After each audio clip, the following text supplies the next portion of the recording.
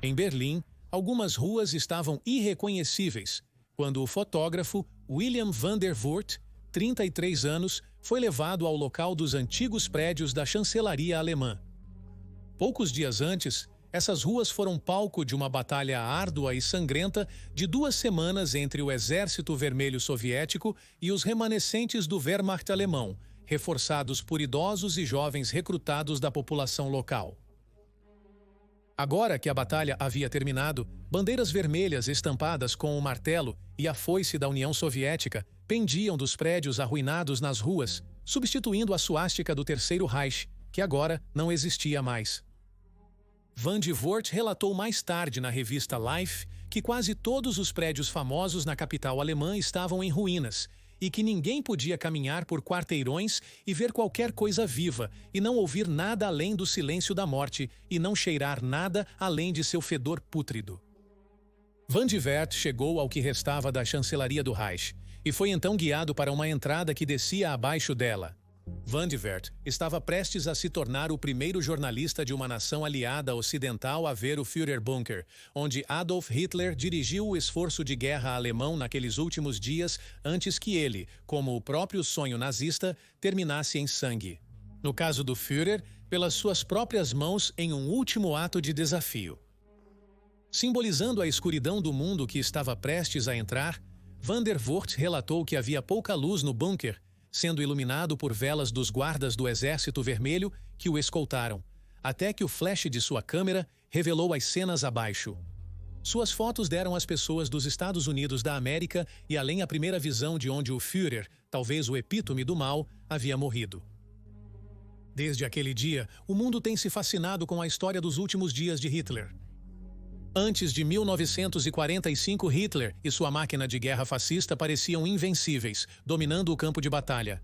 Até seus inimigos começaram a vê-lo como uma espécie de monarca invencível, e por isso foi bastante perplexo que o homem que havia encantado plateias de milhares nos espetaculares comícios de Nuremberg morreria em um buraco escuro no chão, como um rato retornando ao seu ninho após consumir veneno. Esta é a história da criação do Führerbunker, e aqueles últimos dias infernais do homem que sonhava com a conquista total. Bem-vindo às guerras do mundo.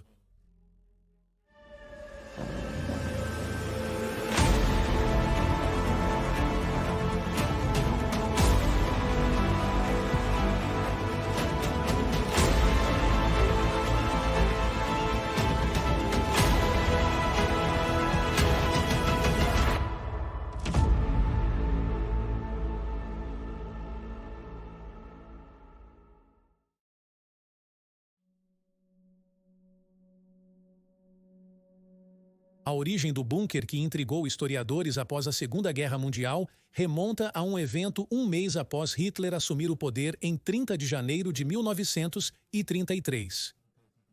Até aquele ponto, a política da Alemanha no período pós-Grande Guerra era turbulenta, para dizer o mínimo, com governos subindo ao poder e caindo logo depois, enquanto ao mesmo tempo, muitos alemães desiludidos e irritados participavam de levantes, o mais famoso dos quais foi, claro, o chamado Putsch da cervejaria, que ocorreu em Munique na noite de 9 e 10 de novembro de 1923 e foi realizado pelo próprio Hitler e seus seguidores.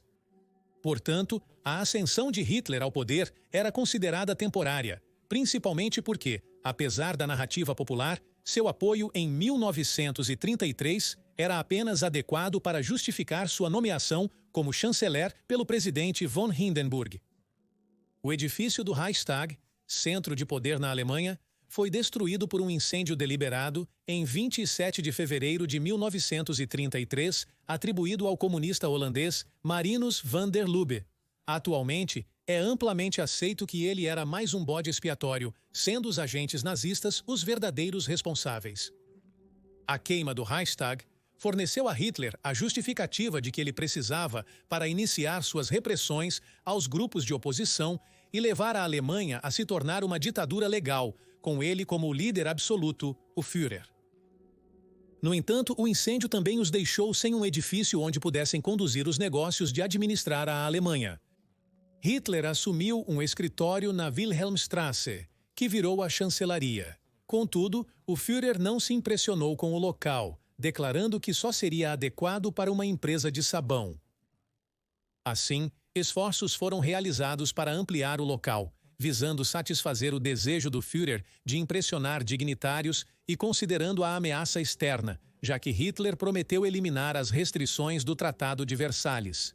Os planos, portanto, também incluíam um abrigo antiaéreo para proteger o Führer e sua equipe dos esperados bombardeios britânicos ou franceses. Apelidado de forma bastante simples como o abrigo antiaéreo da chancelaria do Reich, o trabalho começou em 1936 e estava situado abaixo de uma das adições feitas à chancelaria, especificamente um novo grande salão de recepção que também servia como salão de baile. Abaixo do salão havia um porão, e a este foi adicionado um corredor que descia mais 1,5 metros até o abrigo. Este abrigo era excepcionalmente bem protegido para a época, com um teto reforçado de 1,6 metros de espessura. O abrigo sob o prédio do Ministério da Aeronáutica tem mais do dobro da instalação do local próximo, com suas paredes pesadas e espessas sustentando a fundação do prédio acima. Após finalizado, o abrigo possuía um corredor único ligando suas 12 salas adjacentes, permitindo que Hitler e sua equipe administrassem o país, protegidos de ataques aéreos. O abrigo era apenas para uso temporário, não para ocupação duradoura. Enquanto isso, Hitler, insatisfeito com a impressão da sua chancelaria, orientou seu arquiteto de confiança, Albert Speer, a iniciar um novo prédio totalmente na Vostrasse adjacente. Esta nova chancelaria do Reich visava não apenas impressionar visitantes estrangeiros e proteger o poder de Hitler. Seria o primeiro passo em seu esforço para transformar Berlim na mais nova supermetrópole do mundo, que seria apelidada de Germânia.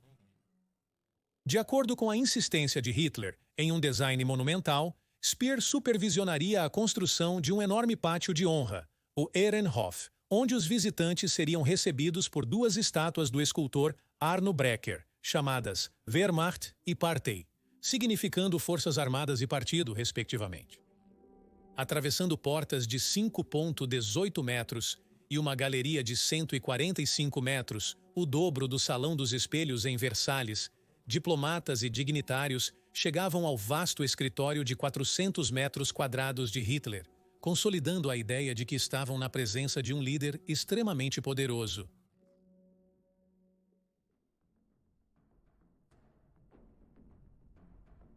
Livres das amarras do Tratado de Versalhes e expandindo sem quase nenhuma resistência militar, os nazistas se sentiam praticamente invencíveis em 1939.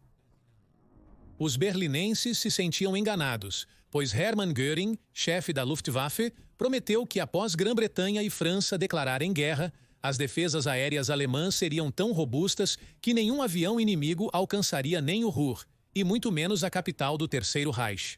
Ele disse que, se ocorresse, preferiria ser chamado de Hermann Mayer, não Hermann Göring, visto que o nome era considerado insultuoso.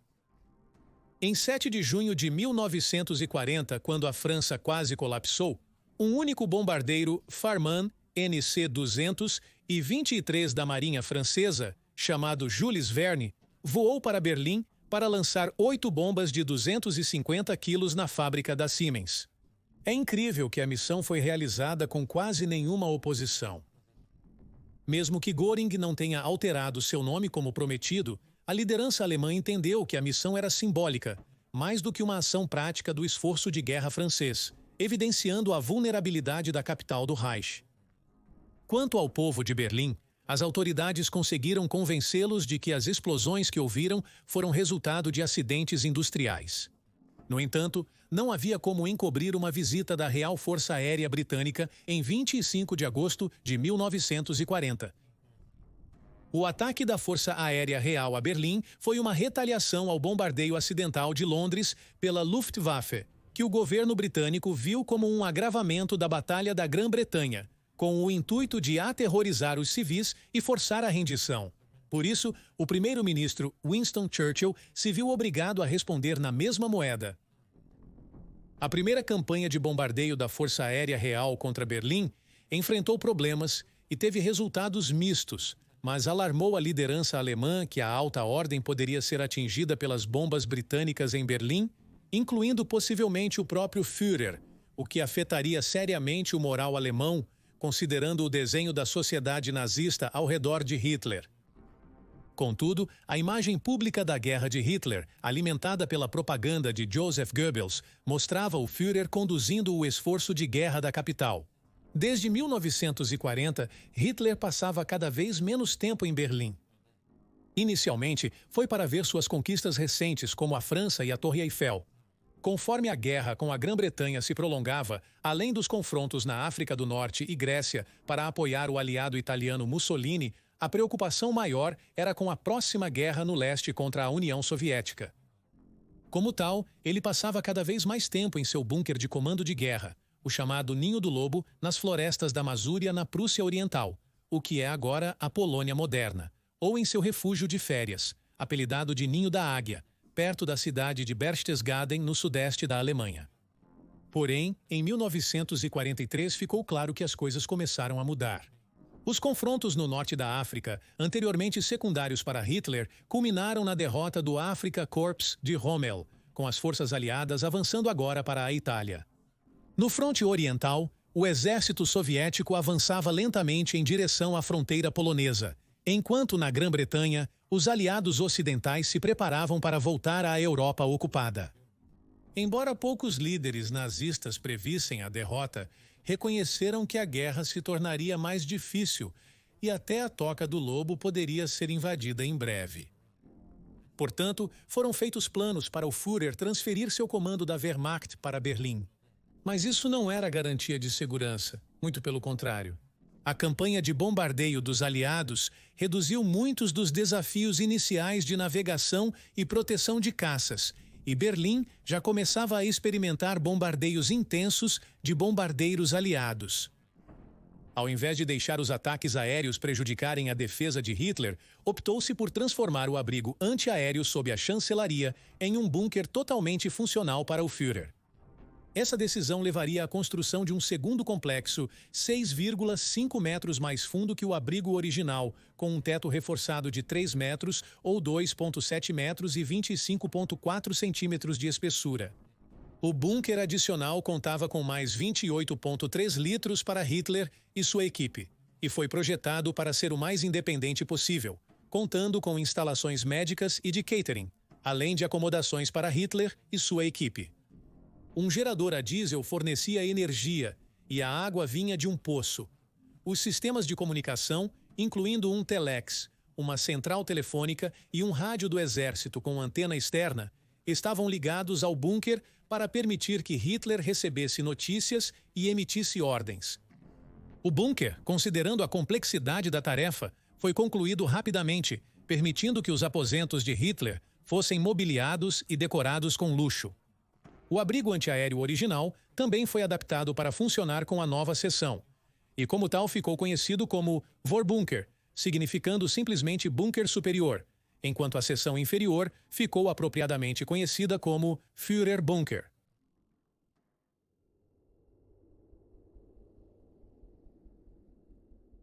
O Exército Vermelho lançou uma ofensiva na Prússia Oriental em outubro de 1944, ameaçando a Toca do Lobo. Na segunda-feira, 20 de novembro de 1944, um mês após, Hitler deixou o bunker pela última vez. Ele passou mais de 800 dias lá nos últimos 3 anos, a maior permanência em qualquer lugar durante a guerra, e onde a famosa tentativa de assassinato ocorreu em 20 de julho de 1944. Hitler quase não sobreviveu a uma tentativa de assassinato através de uma bomba contrabandeada para o bunker por conspiradores do exército alemão. Nesse ponto, a guerra causou grande estrago no Führer, que havia encantado milhares em comícios com sua energia, prometendo domínio mundial baseado na pureza ariana. Agora estava sumido. Em seu lugar estava um Führer, cujo estado mental estava se deteriorando devido a uma combinação de estresse, a administração de um coquetel de drogas por seus médicos e que estava cada vez mais afetado pela doença de Parkinson. Foi neste ponto que Eva Braun, sua devotada amante por quase 16 anos, se levantou para o desafio de manter Hitler focado nas tarefas em mãos. E foi ela quem foi em grande parte responsável por convencer Hitler, em janeiro de 1945, que era hora de se retirar para o Führerbunker. Hitler, Braun e a maior parte de suas equipes e famílias se instalaram em 16 de janeiro de 1945. Muitos deles sabiam que havia uma grande chance de não saírem vivos do bunker, mas para o Führer, cercado por seus finos móveis e belas obras de arte que adornavam suas paredes, o bunker teve um efeito muito diferente em seu estado mental, pelo menos inicialmente. Livre dos horrores do mundo exterior, sua mente começou a conjurar fantasias de arrancar a vitória das garras da derrota. Um grande crente na superioridade técnica alemã, ele se apegou à crença de que armas maravilhosas como o jato de combate, Mi-262, o míssil balístico V-2 e o superpesado tanque Maus reverteriam a sorte da Alemanha. Isso apesar da realidade da situação de que a infraestrutura para suportar tais armas estava sendo lentamente transformada em pó por armadas de bombardeiros aliados. Em abril, as tropas soviéticas avançaram para Berlim e os aliados ocidentais concordaram em deixar Stalin capturar seu prêmio final. Do Führerbunker, Hitler organizava a defesa da cidade, convocando para o serviço militar meninos que haviam acabado de entrar na adolescência. As informações sobre o esforço de guerra mais amplo também estavam se tornando tão escassas que, para aprender os últimos desenvolvimentos, Hitler foi forçado a recorrer a sintonizar as transmissões da British Broadcasting Corporation, fazendo isso apesar de ser ilegal para o cidadão alemão comum fazer isso. Hitler foi visto fora do bunker pela última vez em 20 de abril de 1945, seu 56º aniversário. Ele distribuiu prêmios para aqueles que se destacaram na defesa da capital e se encontrou com vários nazistas de alta patente, como Hermann Göring, em uma celebração bastante lamentável. Seria a última vez para tudo isso. A vida no bunker dava segurança física, mas era psicologicamente torturante. O espaço restrito do interior fazia todos os lugares parecerem superlotados e claustrofóbicos. O sentimento era agravado pela falta de qualquer luz natural. Havia uma luta constante para bombear a água subterrânea e reduzir a umidade nas paredes. Embora o Führer e sua amante tivessem relativo conforto, para os demais, a vida no bunker era mais espartana. É claro, tudo isso ocorria enquanto, a cada dia, o Exército Vermelho se aproximava mais. Em abril de 1945, abundavam histórias do que as tropas soviéticas fizeram com civis alemães na Polônia e Alemanha Oriental. Nos territórios soviéticos, assassinato, estupro e tortura se tornaram epidêmicos. Oficiais soviéticos permitiram que suas tropas se entregassem à vingança pelos atos das tropas alemãs na União Soviética 3 anos antes. Nessa situação, o medo e o desespero dominaram os moradores do bunker, que buscaram formas de amenizar seus medos, mesmo que temporariamente. Um amplo estoque de vinho no bunker facilitou o empreendimento, com festas frequentes onde a moralidade era deixada de lado em prol do escapismo. Por exemplo, Martin Bormann, o secretário particular de Hitler, famoso por sua devassidão com mulheres, escondia-se do exército soviético conhecido por suas gangues de estupro. Hitler continuou a lidar com uma mistura de drogas administradas por seu médico, Dr. Theodor Morell, até que o Führer percebeu, em um momento de lucidez, que ele não passava de um viciado em drogas. Ele supostamente convocou Morell e entrou em uma de suas fúrias características, durante a qual ele declarou, citação, "Você tem me dado ópio o tempo todo. Deixe o bunker e me dê paz." Fim da citação. Dr. Morell deixou o bunker em 21 de abril de 1945 com seus medicamentos. Alguns especulam que problemas de saúde relatados por Hitler nos últimos dias podem ser devido a sintomas de abstinência. Mas nem todos encontraram sua fuga por meio químico ou sexual. Dado o medo do que poderia acontecer com eles nas mãos dos soviéticos, o suicídio se tornou comum entre os berlinenses, e essa noção começou a se infiltrar naqueles no bunker, incluindo o próprio Hitler. A única questão era quando. Adolf Hitler casou-se com Eva Braun nas primeiras horas de 29 de abril de 1945. Foi um gesto de gratidão pela lealdade dela. Na manhã seguinte, a senhora Hitler festejou com alguns amigos da equipe médica do bunker. Durante esse tempo, ouviu-se Hitler falando com o médico da SS Werner Haas, onde ele explicou que queria morrer exatamente ao mesmo tempo que sua nova esposa. O plano que eles criaram envolvia tanto Hitler quanto Ava tomando pílulas de cianeto e atirando um no outro ao mesmo tempo. Com receio de falha no cianeto, Hitler testou uma cápsula em seu cachorro, Blondie. A morte quase instantânea do animal tranquilizou o Führer sobre seus planos de morte. Depois de sair para ver o céu pela última vez, na manhã de 30 de abril de 1945, tanto o senhor quanto a senhora Hitler recuaram para dentro ao som do Exército Vermelho, lançando outra investida em direção aos edifícios do chanceler bombardeados. Às 14h30 depois de agradecer a muitos de seus funcionários e aconselhá-los a fugir, Adolf e Eva Hitler se retiraram para seus aposentos privados e fecharam a porta atrás deles. Foi a última vez que foram vistos vivos. Após algumas horas, o mordomo de Hitler, Heinz Linger e Martin Bormann, entraram no quarto e descobriram seus corpos sem vida. O Führer, este homem que instigou a guerra mais devastadora da história, que infligiu tanto sofrimento em escala industrial a milhões, agora estava morto. Mas suicídios se seguiram, sendo o mais chocante o de Joseph Goebbels e sua esposa Magda, que também mataram seus 6 filhos enquanto estavam no bunker. Os corpos dos Hitlers e Goebbels foram queimados para impedir que fossem troféus do Exército Vermelho. As tropas soviéticas finalmente capturaram o bunker na manhã de 2 de maio de 1945.